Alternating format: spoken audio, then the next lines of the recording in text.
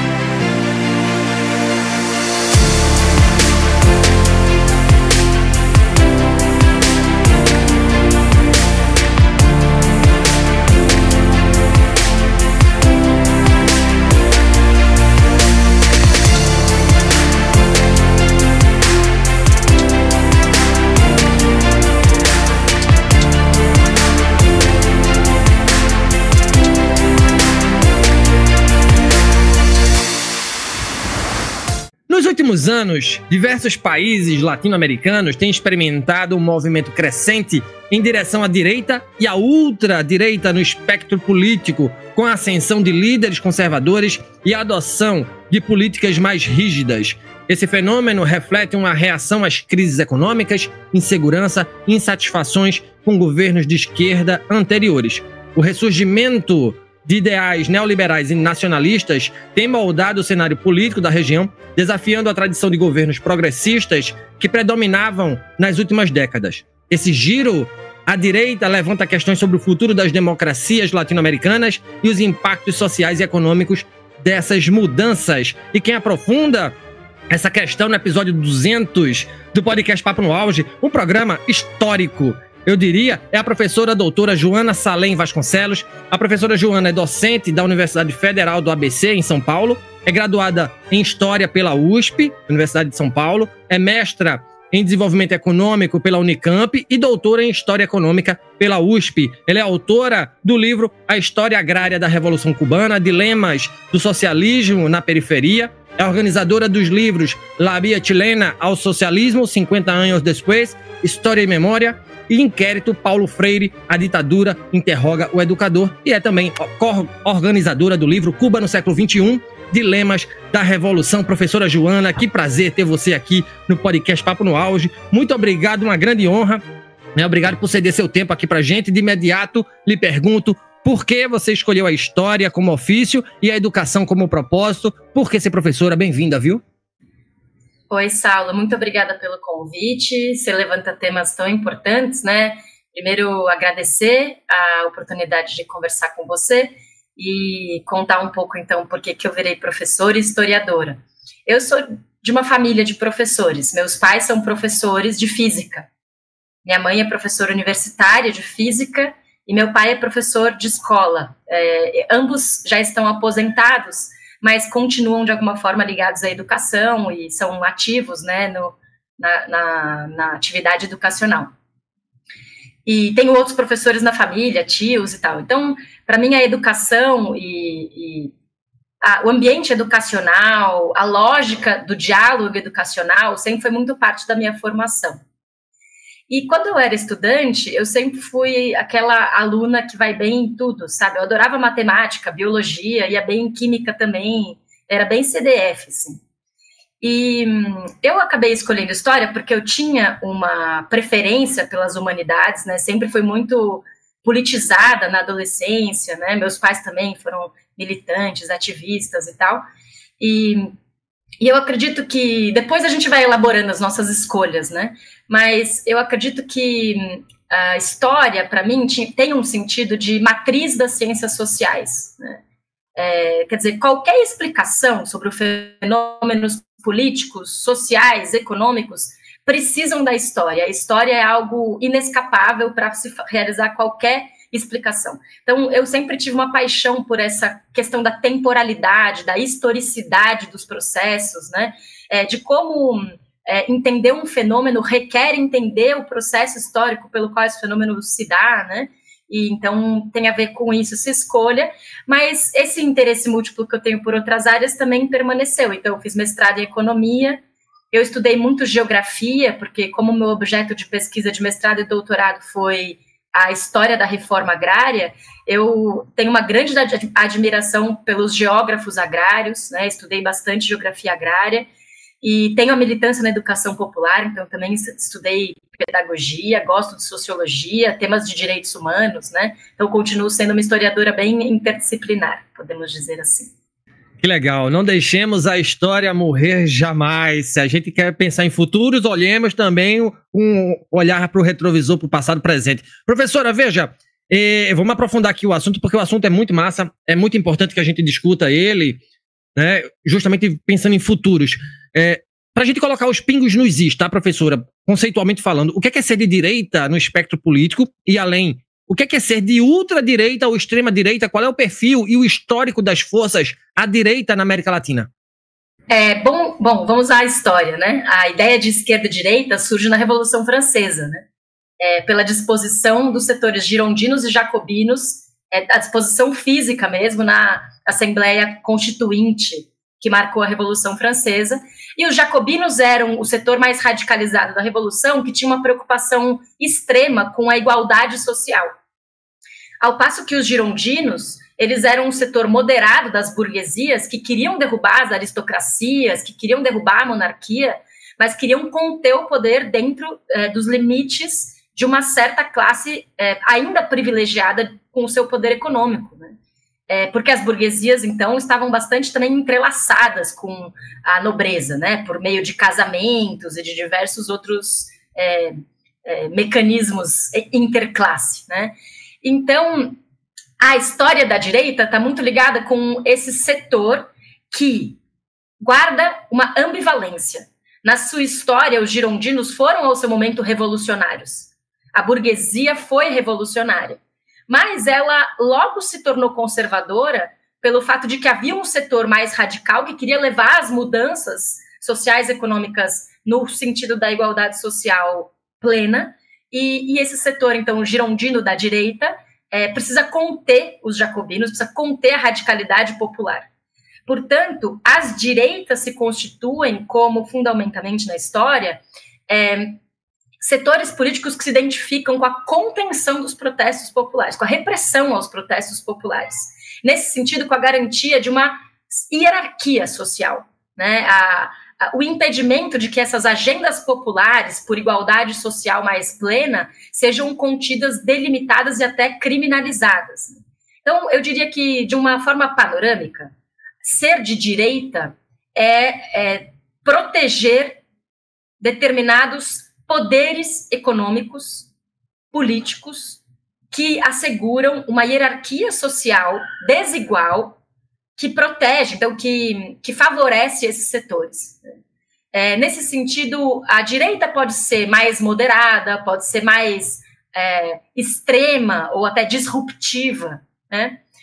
Usar a palavra revolucionário, eu acho que é polêmico, né? Uma direita revolucionária, talvez isso seja um contrassentido, né? Um antagonismo. Mas diria existe uma direita mais moderada, existe uma direita mais rupturista, né? Mais radical, mais extrema. O que eu acho que unifica todos os setores da direita, que é heterogênea, é essa ideia da subalternização do outro, né? Da possibilidade de controlar a vida de grandes massas de pessoas a partir de uma ordem econômica desigual, nas quais a grande maioria tem uma margem muito estreita de escolhas, né? Ao passo que esses setores que estão no poder, que se identificam com a conservação do seu próprio poder, têm uma margem amplíssima de escolhas. Isso vai se desenvolvendo com o capitalismo de diferentes formas. Então, as direitas da Europa se desenvolvem de uma forma, as direitas dos Estados Unidos de outra forma, na América Latina e no Brasil se desenvolvem de outra forma. No caso da América Latina, eu acho que as direitas latino-americanas, elas encarnam aquele espírito do colonizador, né? elas têm uma longa duração, no sentido de que a ideia de espoliar terras de outros povos e subjugar outros povos permanece nas suas práticas mais modernas, né, mais contemporâneas. Então, existe uma espécie de epistemologia colonialista que organiza a atualidade das direitas latino-americanas, né? Isso se liga, por exemplo, com a história de uma vertente conservadora da Igreja Católica, né, ou do cristianismo, porque o cristianismo foi muito importante no processo colonizador, inclusive na estruturação de um certo racismo colonialista, né? Isso se liga também com a questão das terras, né, do colonialismo interno sobre as terras dos povos da floresta, sobre as terras dos quilombolas, sobre as terras dos camponeses, né, e dos diversos povos que vivem de maneira mais comunitária. E isso, então, se combina com esse motor do capitalismo, que já desde o Marx ele descreve muito bem a ideia da acumulação do capital por meio da expoliação das terras comunitárias e da separação dos trabalhadores em relação aos seus meios de vida, né? A privatização violenta das terras, que é, no final, o processo colonizador, nunca terminou de acontecer, né? Sempre continuou. E as direitas se identificam com esse processo, identificam a sua nacionalidade com esse processo. E identificam esse processo com o que ideologicamente se convencionou chamar de progresso, né? Então, essa colonização continuada na América Latina, né, que dá origem a essas identidades nacionais das direitas que subalternizam os outros e que roubam as suas terras e que quebram estruturas comunitárias, essa identidade vai dar origem a um conceito de progresso que é altamente questionável também, né? E, bom, aí a gente pode até discutir como as esquerdas também vão ter o seu próprio conceito de progresso antagônico a esse, mas com alguns pontos em comum até, podemos dizer. Prof, muito didática a sua fala, e para a gente entender Brasil, a gente precisa passar por isso aí que você falou, precisa ter esse entendimento, tá? Veja, a minha próxima pergunta é um pouco grandinha, né? Mas, veja, em 2018, o escritor peruano Farideh Carrati, ele terminou seu livro El Eterno Retorno à Direita Radical no Mundo Contemporâneo, né? O Eterno Retorno à Direita Radical no Mundo Contemporâneo. Na época, o autor acreditava que a ultradireita não tinha relevância na América Latina. Um ano depois, no entanto, com um discurso conservador, antissistema e de mão forte, né? E não é mera coincidência com o que a gente viu no Brasil atualmente, né? Contra a criminalidade, o Nayib Bukele se tornou presidente de El Salvador. Ele conseguiu atrair as massas em um país que até então era um dos mais violentos do continente. O sucesso de Bukele foi uma surpresa em uma região que passou mais de 2 décadas governada em grande parte pela esquerda, com a chamada Onda Vermelha, e a gente já discutiu isso aqui, inclusive, no Papo no Auge, com o professor Tiago Modenese. No Brasil, tivemos o Bolsonaro. Na Argentina, a gente tem o Milei, né? E também a gente já falou sobre o governo Milei aqui, direto de Buenos Aires, com o professor Santiago Leiras. Até então, no Uruguai, a gente teve o Lacalle Pou, que saiu há pouco, tá?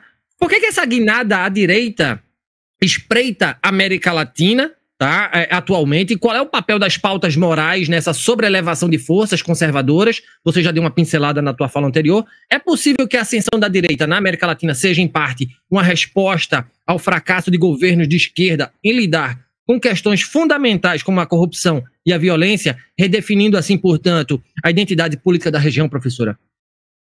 Sim, a sua questão são muitas questões, né? Eu acho que, como eu disse, as direitas latino-americanas sempre estiveram aí. Então, às vezes as pessoas analisam essa extrema-direita como uma nova extrema-direita, e de fato há uma nova extrema-direita, mas a gente pode dizer que é uma nova forma ou uma nova organização política, narrativa, ideológica, de uma direita que nunca deixou de existir, que é parte constitutiva da história latino-americana, a partir disso que eu chamei do espírito do colonizador, né? Agora, uma das características dessa nova direita é que ela é extremamente popular, né? É impressionante como Nayib Bukele, por exemplo, conseguiu conquistar corações e mentes em El Salvador. Aliás, eu recomendo muito um podcast, uma série de podcasts sobre o Nayib Bukele, feito pelo pessoal da Rádio Ambulante, que tem o podcast de reportagem chamado El Hilo, né, o Fio, E eles fizeram uma série específica sobre o Bukele que está muito boa, né, para quem quer entender o fenômeno da popularidade do Bukele, né, na pauta de segurança pública. Então, como eu dizia, né, a principal pauta objetiva, política, que dá popularidade ao Bukele é a segurança pública. Ele está prendendo e arrebentando. Então, tem dezenas de milhares de salvadorenhos que foram presos, acusados de vínculo com o crime organizado, mas diversos casos de denúncia das comunidades de violação dos direitos humanos, de pessoas que foram presas que não tinham absolutamente nenhuma relação com o crime organizado, uma juventude pobre, periférica, que está sendo criminalizada como, de uma forma instrumental, né, e útil ao seu projeto político, que é gerar essa suposta sensação de segurança, né? Então, a população pobre periférica também sente muito medo. O medo mobiliza os afetos políticos e a população desfavorecida no capitalismo neoliberal sente muito medo, também é vítima da violência, e a direita sabe muito melhor do que a esquerda lidar com essa pauta, né, e fazer política nesse sentido, porque a criminalização não resolve o problema, mas gera uma sensação de segurança que muitas vezes dá origem a esses fenômenos de popularidade, né? Então, acho que tem essa questão da segurança pública no caso do Bukele, né, ou melhor, da criminalização e da repressão e da perseguição política, de uma ditadura que se constitui a partir de um processo eleitoral, né, que também é uma contradição, um paradoxo, né? Mas tem também o que a gente pode observar, por exemplo, na Argentina, que é essa direita mais disruptiva, né, cuja principal palavra de ordem é destrucción. Tem um livro muito interessante do Pablo Stefanoni, que é um sociólogo argentino, que se chama A Rebeldia se tornou de direita, como o antiprogressismo como o antiprogressismo está construindo um novo sentido comum, né? Então, esse livro basicamente tenta investigar, né, o que é a direita antissistema. Se a identidade antissistema, no sentido de ser anticapitalista, pertencia à direita, e à esquerda, né? A esquerda mobilizava de maneira muito orgânica a identidade antissistema, especialmente nos anos 90, por conta da luta contra o neoliberalismo, contra as privatizações, contra a flexibilização dos direitos trabalhistas, que ocorreu generalizadamente na América Latina. Como foi que essa bandeira antissistema passou para as mãos da direita, de modo que a atual polarização política é predominantemente na América Latina entre uma extrema-direita disruptiva, supostamente antissistema, versus uma esquerda da ordem, ou um progressismo bastante bem comportado, um progressismo que tem como objetivo criar um capitalismo de bem-estar social, mas sem romper com o sistema. Então, uma esquerda sistêmica e uma direita que concatena as identidades antissistema. Como chegamos a esse momento, né? Acho que tem a ver com isso que você comentou, de que os progressismos, os governos progressistas da região, não souberam resolver de maneira rápida e instantânea problemas estruturais do capitalismo periférico. Há, dentro dos progressismos latino-americanos, várias nuances, né? Então, há o progressismo de tipo chavista, que é mais confrontador, mais radicalizado, que falava em socialismo do século XXI, que estatizou meios de comunicação, que estatizou o petróleo, que teve uma política mais avançada no sentido de uma agenda antissistema, né, no sentido da esquerda. Mas também, no outro polo, tem o progressismo brasileiro, que é um progressismo altamente conciliador, muito ligado com a estratégia política do Lula, que é uma estratégia de diálogo com as classes dominantes e de acomodação dos interesses das classes dominantes com as políticas sociais. Esse arranjo conciliador no Brasil, tanto quanto em outros países, foi possível no período de vacas gordas, no período do boom de commodities, do superciclo de commodities, em que havia mais excedente econômico e era possível distribuir de alguma forma, tanto ao topo da sociedade, com os seus lucros recordes que obtiveram nos governos do PT, quanto às bases, com políticas sociais, aumento do salário mínimo real, melhoria das condições de vida e de compra da classe trabalhadora, Bolsa Família, inclusão educacional, etc., crescimento das universidades. Porém, esse modelo conciliador do progressismo, ele tem um limite no momento em que ocorre a crise, que a crise econômica de 2008 tem um repique tardio no Brasil. A partir de 2015, 2014, 2015, a economia brasileira começa a enfrentar períodos mais recessivos, né, mais estagnacionistas, e isso dá origem a uma necessidade de mudar o modelo de gestão do neoliberalismo, e isso é feito, então, a partir de 2016, com o golpe de 2016, né.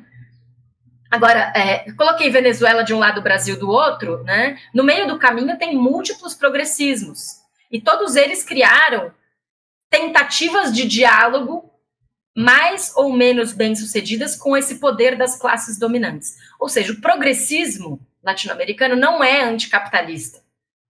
O progressismo latino-americano, com exceção do chavismo raiz, né, que até depois o Maduro vira outra coisa, né, com exceção do chavismo raiz, o progressismo latino-americano era uma proposta de gestão social do capitalismo. E isso não funcionou a partir de um determinado momento. E a população, com certeza, passou a identificar esses limites, né, e a perceber o desgaste de material das gestões progressistas, e querer optar por outras coisas, por mudanças, né? E aí tem, assim, de onde veio essa direita disruptiva? Também isso é interessante.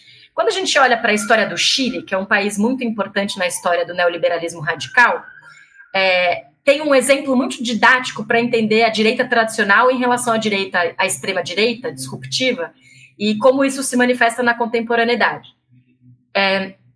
Em 1958, teve uma eleição no Chile e o favorito era um candidato da direita, que era o Jorge Alessandri, que era um oligarca latifundiário, o pai dele já tinha sido presidente, né, um cara das elites tradicionais do Chile. Alguns economistas chilenos que tinham feito doutorado na escola de Chicago, junto com Milton Friedman, né, da escola neoliberal do Friedman, mais radicalizado, foram ao Alessandri oferecer o seu programa econômico. E o Alessandri disse, não, isso aí que vocês estão falando é um delírio, não tem que fazer isso aí. E dispensou a turminha dos jovens Chicago Boys, né? Quer dizer, ele era da direita tradicional, ele olhava para aquilo e falava, vocês estão loucos, vocês querem deletar o país, resetar o país e começar tudo de novo. Então, a direita tradicional, ela preserva suas estruturas de poder, que também passam por uma certa conservação das leis, uma certa conservação de estruturas de Estado, né? E o neoliberalismo disruptivo, friedmanista, da escola de Chicago, depois foi adotado pelo Pinochet, na ditadura, quando Sérgio de Castro, que era um dos Chicago Boys, apresentou o mesmo programa para o Pinochet. Ele falou, opa, vamos nessa que eu também quero resetar esse país, né? Eu quero fazer tábula rasa do Chile. Então, a lógica da esquerda antissistema, entre aspas, na verdade é destruição para criar novas possibilidades de acumulação capitalista. Mas uma destruição radical. Então, o que o Milei está fazendo, né? Ele é bem nesse sentido dos Chicago Boys, né? Bem neoliberal extremo. Ele está destruindo, ele destruiu o Ministério do Trabalho, destruiu o Ministério da Educação, todos os ministérios da área social, ele empacotou numa coisa chamada Ministério do Capital Humano, que por si só já é né? O nome do ministério já revela uma ideologia, que é tudo capital humano, é tudo recurso econômico, não é direito social, né?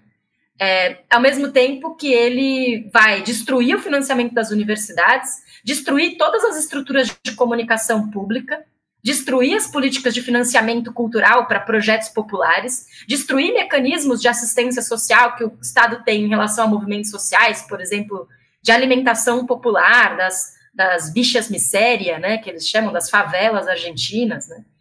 E vai retirar, então vai simplesmente destruir, de fato, por dentro, os mecanismos do Estado que geram um colchão de amortecimento. Agora, a grande pergunta é, por que é popular esse projeto? Se ele aparentemente é tão destruidor das políticas sociais, né, e da assistência que o Estado presta à população mais vulnerável. E acho que tem várias pesquisas que apontam nesse sentido, nessa explicação. E eu acredito bastante num argumento, que acho que também é uma hipótese de trabalho, de que tem a ver com os estudiosos da subjetividade neoliberal. Por exemplo, Dardot e o Laval, que escrevem A Nova Razão do Mundo, né? Ou a Verônica Gago, argentina, que escreve sobre neoliberalismo também. Ela tem uma ideia que ela chama, entre aspas, de neoliberalismo popular, né? Que tem a ver com essa ideologia do empreendedorismo nas classes populares, né? Então, de onde vem isso? Estruturalmente, essa base popular das novas direitas ou extremas direitas está relacionado com situações sociais já de desamparo e uma destruição de estabilidade laboral que já tinha sido feita nos anos 90, né, que não é inteiramente reconstruída pelos progressismos e que gera uma sensação de guerra de todos contra todos. E na guerra de todos contra todos, que é uma realidade do mundo do trabalho, né, basta a gente ver a dinâmica dos entregadores, né, que vão entregar uma refeição ou o que quer que seja, como se estivessem salvando a mãe da forca, assim, né? Porque é uma guerra mesmo.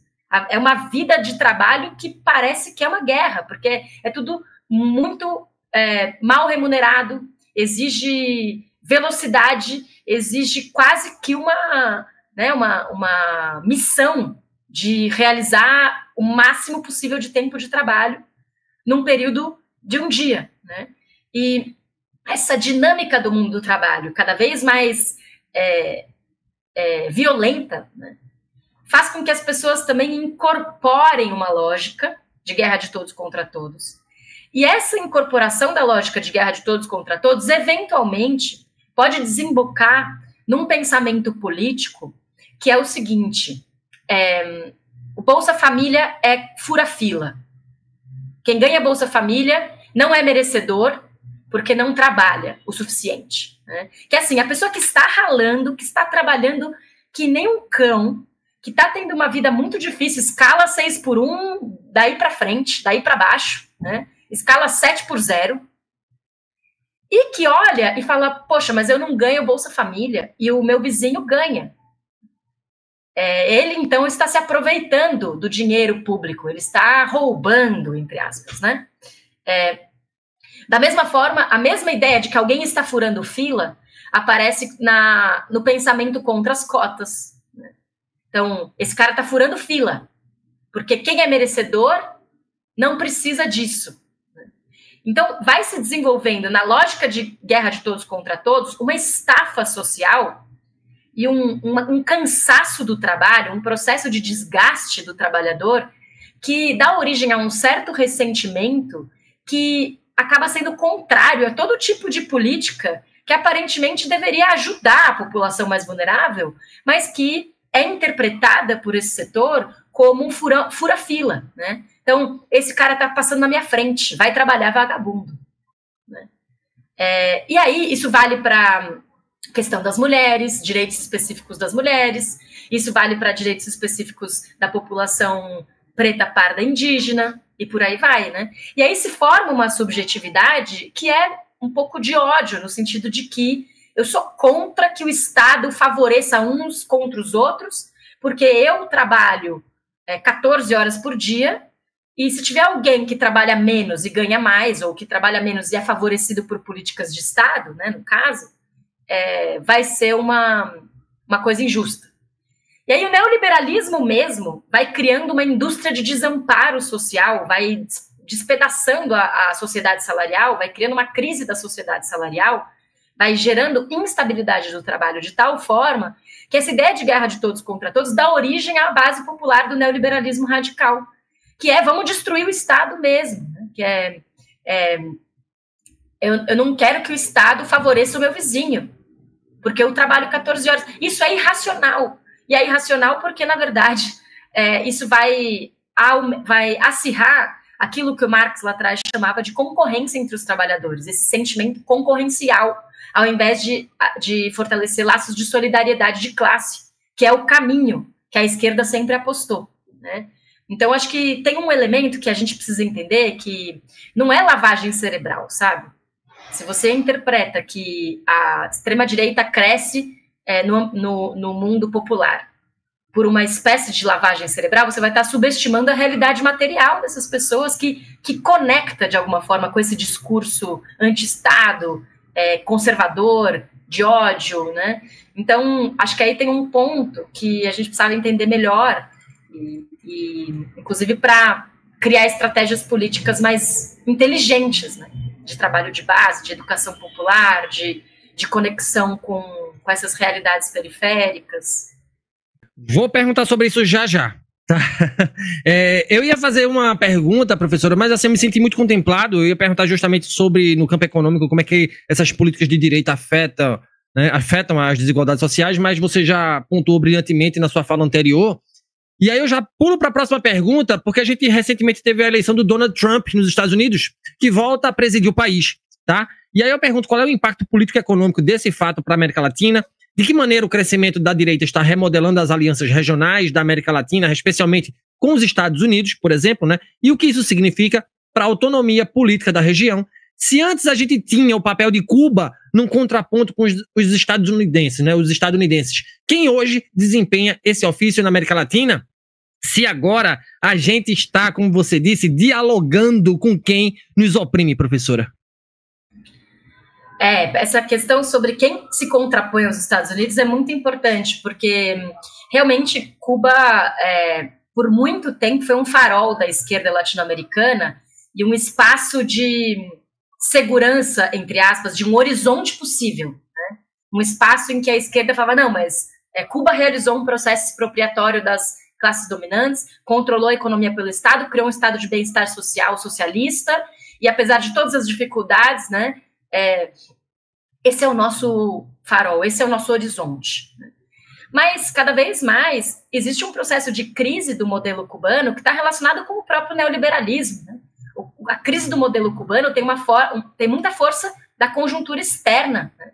Do bloqueio econômico que não cessa, e do acirramento do bloqueio, especialmente no primeiro mandato de Trump, que impôs uma série de medidas restritivas a Cuba e bloqueou aquele processo de reaproximação Cuba-Estados Unidos que estava sendo realizado pelo governo Obama, que era uma outra estratégia imperialista, soft power, né?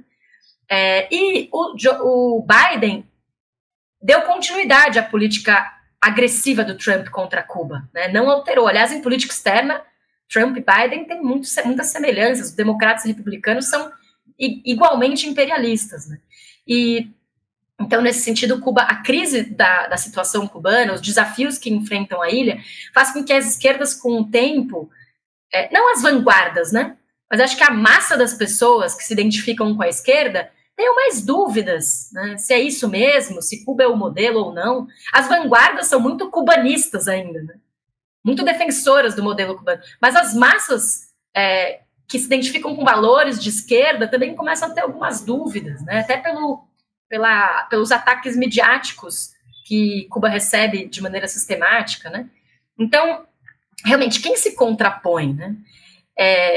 Atualmente, eu acho que cada vez mais as esquerdas vêm interpretando que o principal contraponto aos Estados Unidos tem sido a China.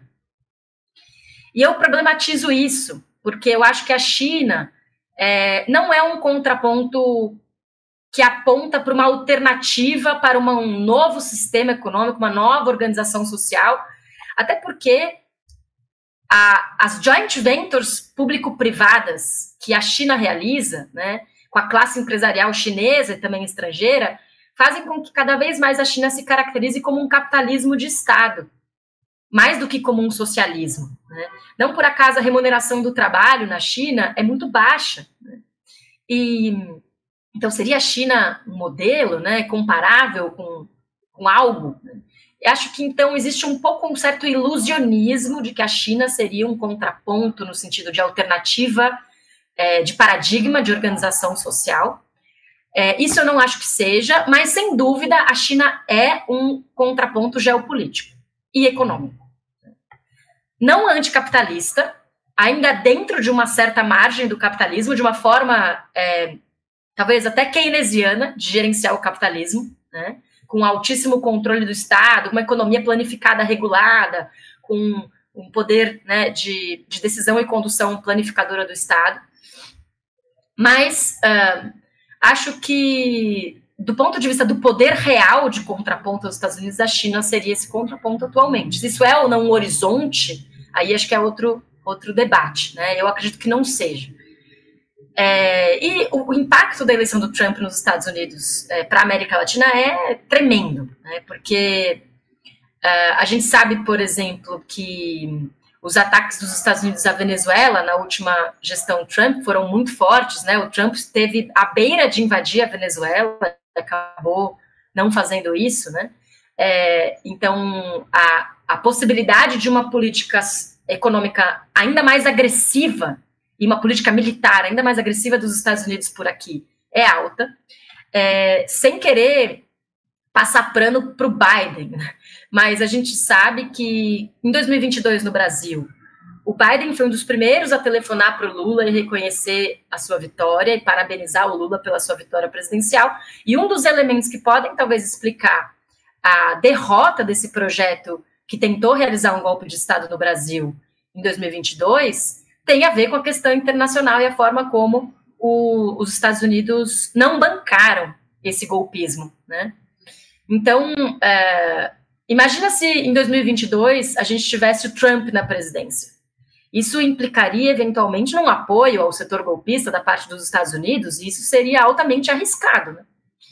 Então, o Trump, ele empodera a extrema-direita, né? Ele dá legitimidade para um discurso extremista. Ele foi eleito dizendo que os imigrantes comem criancinhas, né? Que é aquela coisa caricata, né? Mas que pega, né? Que a CIA, inclusive, é especialista nesse tipo de fake news totalmente alucinógena, mas que muitas vezes é transformada em vacina, tem o chip chinês, né? Essas coisas, falam, não, ninguém vai acreditar nisso, mas as pessoas acreditam. Porque elas estão dentro de uma estrutura, elas estão blindadas numa estrutura comunicacional que faz com que elas acreditem, né? Numa realidade paralela que faz com que elas acreditem. Então, o Trump, ele é um perigo para a América Latina, ele empodera as extremas direitas, e acho que isso é um problema que a gente precisa lidar, vai ter que lidar no próximo período, né? Ainda mais num contexto em que, no caso brasileiro, a gente tem um governo de esquerda que está fazendo uma política econômica neoliberal também, né? Não é um neoliberalismo igual ao do Paulo Guedes, mas é um neoliberalismo, de fato, conceitualmente, é um neoliberalismo, né? Com um arcabouço fiscal, com corte de gastos. Ontem foi anunciado 70 bilhões de cortes de gastos, parte disso é corte social, né? Ainda bem que embutido nisso tinha a isenção de imposto de renda para salários até R$5 mil. Isso é absolutamente fundamental que essa promessa fosse cumprida. Mas é isso, acho que o Trump coloca novos desafios para a América Latina. Preciso muita atenção, muita desconfiança em relação ao que pode acontecer, no sentido da tentativa dos Estados Unidos de apropriação de recursos naturais, das grandes conglomerados empresariais, né, que têm fortes vínculos com a CIA, fortes vínculos com o Departamento de Estado dos Estados Unidos, e que têm interesses diretos nos recursos naturais latino-americanos, já deram um golpe de Estado na Bolívia, né? O Elon Musk foi um dos elogiadores do golpe de Estado na Bolívia, relacionado com o lítio em 2019, né? E agora está no governo Trump, recebeu sua recompensa por fazer campanha. Então, acho que essa questão é um ponto de alerta importante para os nossos tempos. Para a gente arrematar esse grande bate-papo aqui, professora, eu queria saber de você o seguinte, tá? Eu tive muita curiosidade em olhar o mapa político do Brasil após essas últimas eleições municipais, e ele deu uma vertida à direita, inclusive em locais do Nordeste que eram, assim, até então, né, dominados ali, eu vou usar essa palavra, pela esquerda, né, ocupados pela esquerda. Para 2026, essa tendência continua? Essa é a minha pergunta. Por que a esquerda no país anda tão acuada, né? Temos uma crise de lideranças à esquerda, nessa correlação de forças que impera hoje no Brasil. Quem é a esquerda brasileira e quais estratégias a gente pode usar para trazer de volta as massas, hein? Acho que existe uma crise de projeto na esquerda brasileira, porque a esquerda hegemônica que ganhou as eleições dentro de uma frente ampla composta com setores da classe dominante, né? A chapa é Lula-Alckmin, né? O Alckmin é um histórico representante da direita brasileira, da direita tradicional, que até acata um capitalismo com política social, né? Um neoliberalismo com política social. Então, nunca esqueçamos dessa chapa, né?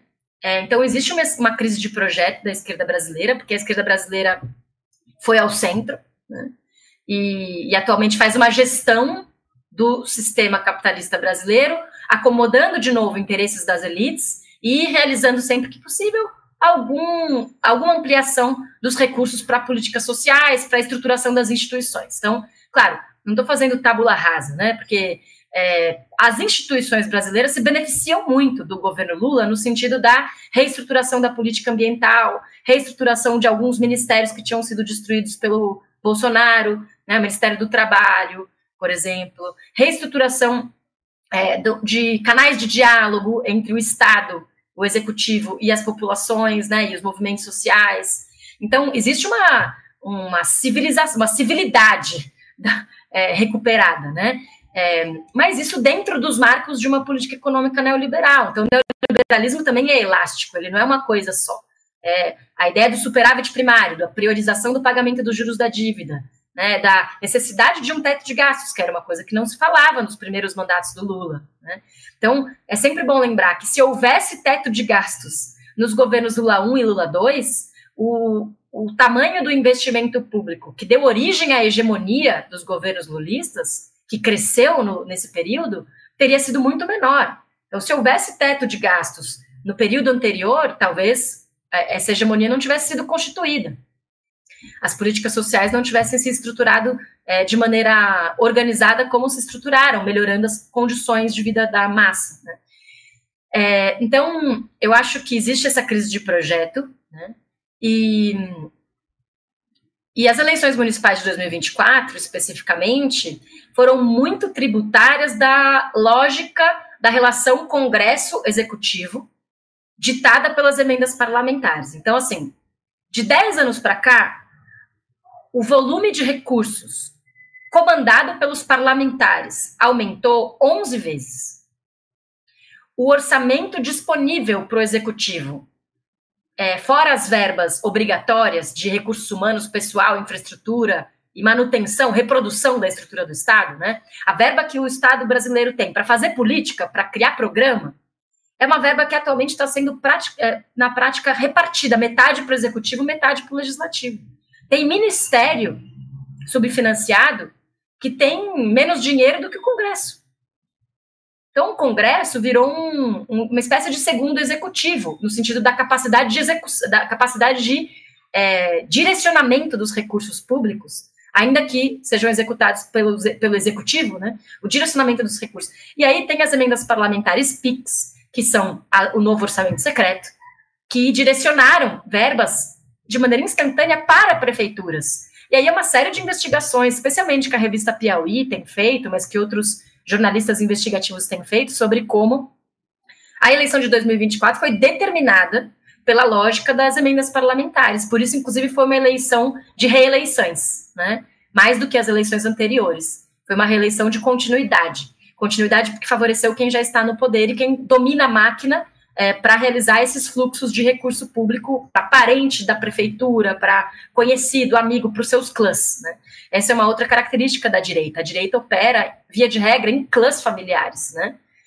E aí, o parlamentar, o deputado estadual, o deputado federal que está lá, tem um parente deputado estadual, tem um parente secretário de Estado, tem um parente governador, tem um parente vereador, tem um cunhado, sei lá, prefeito, né? E isso vai estruturando o fluxo das emendas parlamentares diretamente, porque não existe controle, não existe uma legislação apropriada para isso, né? Que o Flávio Dino tem batido nessa tecla lá no STF. Então, as eleições foram marcadas por isso a direita teve um enorme poder, porque a direita controla um orçamento gigantesco, né? E daí acho que tem essas duas questões. A crise de projeto da esquerda, por um lado, determinou a vitória da direita nas eleições, mas também o dinheiro, sim, né? O quanto esses parlamentares da direita direcionaram de recursos para suas campanhas eleitorais, né, de Caixa 2, para as campanhas eleitorais de prefeitos, e para projetos, obras, inauguração de coisa que não existe, né, inauguração de obra não concluída, e por aí vai. Então, isso tudo coloca um cenário muito perigoso para as eleições de 2026, até porque a liderança do Lula tem um certo limite, né, o Lula já é uma pessoa idosa, a presidência é um cargo extremamente exaustivo, estressante, cansativo, que tem que viajar muito, né? E é óbvio que o ideal seria que a esquerda tivesse condições de apresentar uma nova liderança, né? Eu acredito que se o Lula for candidato à reeleição presidencial em 2026, isso vai mostrar um fracasso da esquerda em ser capaz de partida de criar uma nova liderança competitiva, né? Isso é fundamental. Mas, de toda forma, por outro lado, né, no outro lado, as direitas têm sido capazes de criar muitas novas lideranças competitivas. Então, existe uma desigualdade aí.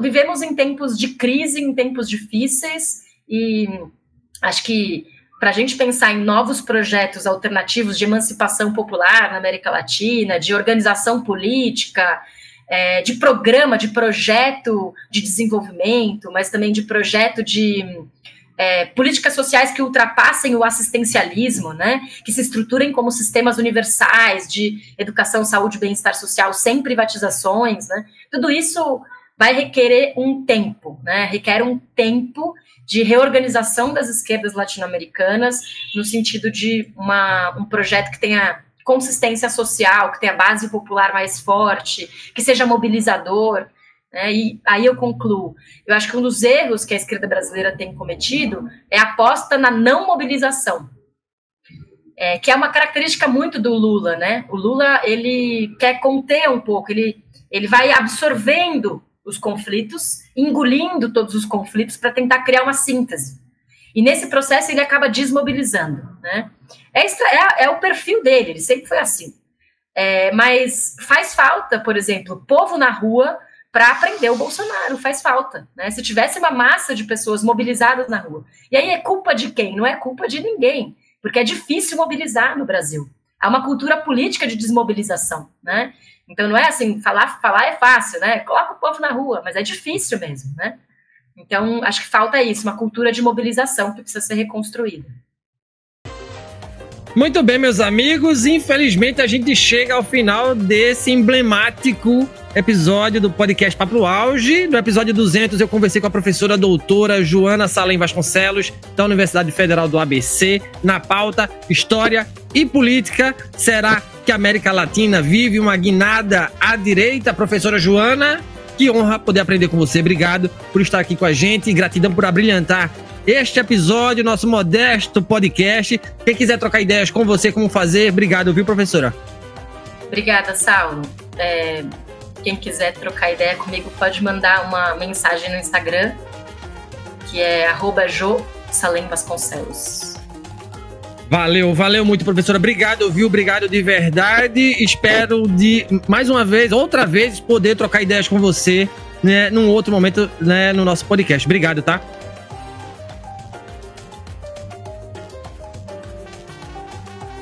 E se você gostou desse conteúdo, não esqueça de avaliar o podcast Papo no Auge nas plataformas de áudio e de vídeo. No Spotify, avalie o nosso programa conferindo as 5 estrelinhas. No YouTube, deixe o seu like. Em ambas, deixe o seu comentário. Assim você faz com que o nosso conteúdo atinja mais gente. Nas mídias sociais, nos siga no Instagram, @Papo no Auge. No LinkedIn, Saulo Novaes. Compartilhe nosso programa com a sua rede de amigos. Assim você alarga a inteligência coletiva. Estamos integralmente nos tocadores de podcast e no YouTube. Quer ser um parceiro do Papo no Auge? Então se associe ao nosso programa por meio da plataforma Catarse de financiamento coletivo ou via PicPay. Com planos mensais de 5, 10, 30, 50 e 100 reais, você se torna um membro do nosso podcast, concorre a muitos prêmios e nos ajuda a conversar com muitos professores mundo afora. Um grande abraço para todo mundo e bora pro auge.